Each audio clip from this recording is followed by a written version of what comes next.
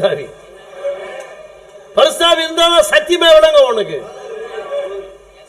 சத்தியம் இல்லாம நீ வந்து எதுவுமே விளங்கி கொள்ள முடியாது.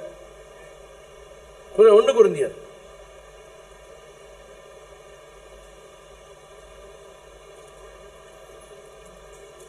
கொரிந்தியர் வசனம் ஒன்று இருக்கு, அந்த வாசத்தை நம்ம கடந்து போலாம்.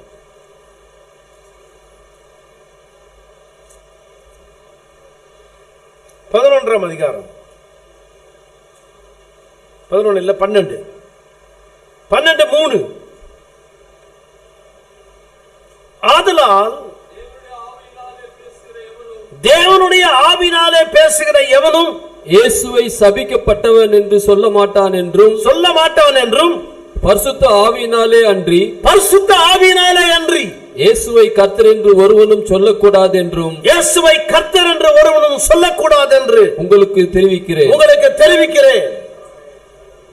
பரிசுத்தாவி இல்லைன்னா இயேசு கிறிஸ்துவ தேவன் இயேசு கிறிஸ்துவ கர்த்தர்னு சொல்ல முடியாது. பரிசுத்தாவி இல்லைன்னா 3 கடவுள் தான் சொல்லணும். பரிசுத்தாவி இல்லைன்னா 3ல 1ன்னு சொல்லணும். பரிசுத்தாவி இல்லைன்னா திருத்துவம் என்ற புது வார்த்தையை சொல்லணும். வேதத்தில் ஆதியாகமத்தில் வெளிப்பாடு வரையிலும் திருத்துவம் என்ற வார்த்தையே கிடையாது.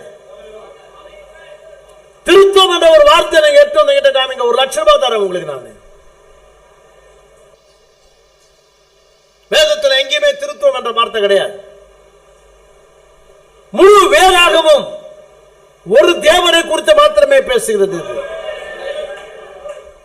The central theme of the Bible is Jesus Christ. வேதாகமத்தினுடைய மைய பொருளே கர்த்தராகிய இயேசு கிறிஸ்து. பழைய ஏற்பாட்டிலும் இயேசு கிறிஸ்து இருக்கிறார், புதிய ஏற்பாட்டின் துவக்கத்திலும் இயேசு கிறிஸ்து இருக்கிறார், இப்பொழுது வரப்போறது கர்த்தராகிய இயேசு கிறிஸ்து.